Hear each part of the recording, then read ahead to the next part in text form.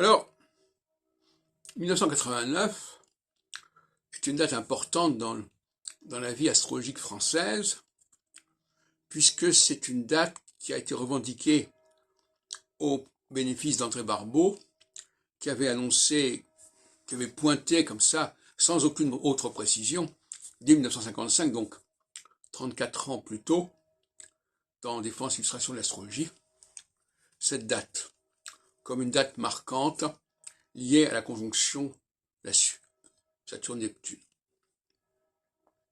Mais ce qui est assez étonnant, c'est que depuis cette date-là, ça fait quand même plus de 30 ans, eh bien, on n'en est pas profité pour refonder l'astrologie mondiale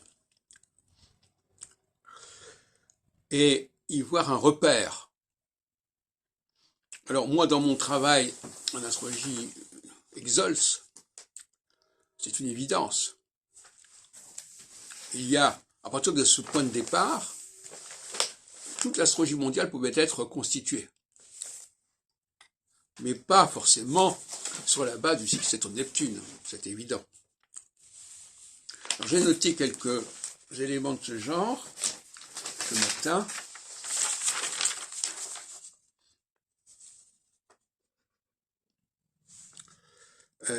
Par exemple, si vous ajoutez 1989 plus 21 et plus 35. Pourquoi 21 et 35? Parce que ce sont des multiples de 7, mais des multiples avec des multiplicateurs impairs. Et ce qui est impair s'oppose à la phase de départ. Si j'ajoute un nombre impair de cycles de 7 ans à une période, je vais arriver à la phase inverse. Si j'ajoute des multiples pairs, eh bien, à ce moment-là, j'aurai la même phase. C'est ça la règle que j'ai élaborée, la loi Heilbronn, si on peut dire. Par exemple, donc parce qu'une phase peut être validée par les phases qui sont du même ordre, mais elle peut être également validée par des phases inverses. Ça aussi qui me paraît essentiel. Par exemple, 2011, le printemps arabe, ça a été quand même une sorte de mouvement qui dépassait les frontières des différents pays arabes. Eh bien, il y a environ 21 années entre les deux, entre 89 et 2011, ce qui veut dire que c'est une période inverse de celle de 89. De même que 14 ans plus tard, c'est maintenant que nous nous trouvons dans une situation comparable à celle du printemps arabe en phase équinoxiale, alors que 89 c'est en phase solsticiale.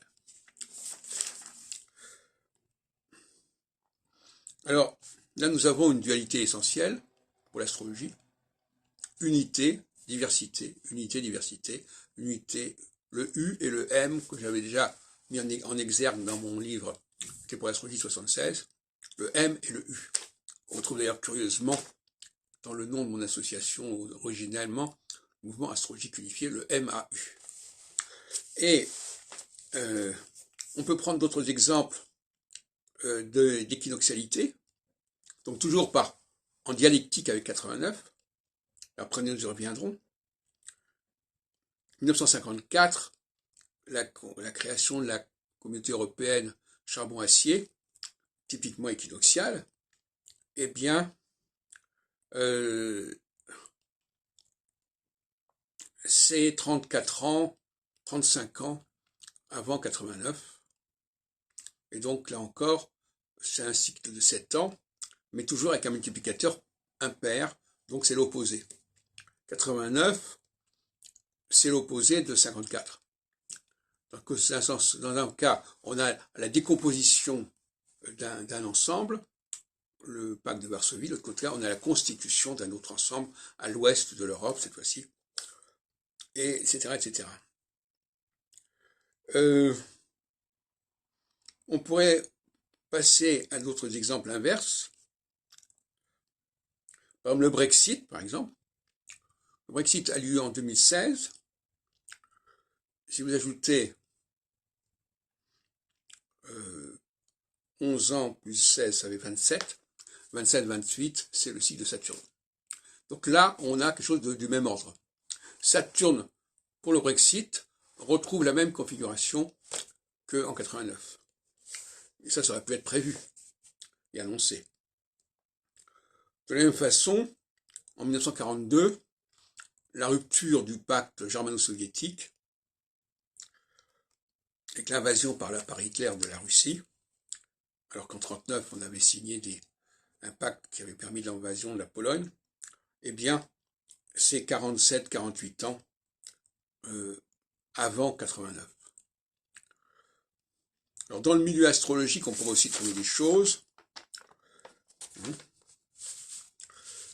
Par exemple, en 53-54, il y a le Congrès international de Paris, avec une présence autrichienne et allemande, entre autres.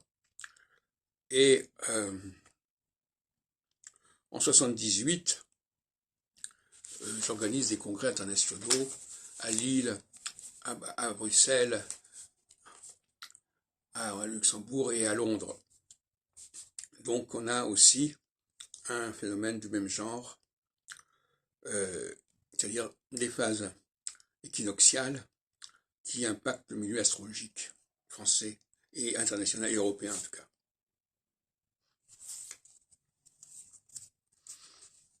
Voilà, donc ça c'est une clé absolument essentielle. Toujours fonctionner de 7 en 7. Et une fois, vous ajoutez une fois 7, ça devient opposé à la phase de départ. Et 2 fois 7, ça devient identique à la phase de départ et sa confirmation. Donc je répète, multiplicateur pair, c'est la même chose. Multiplicateur impair, 3, 5, 7, etc., c'est l'opposé.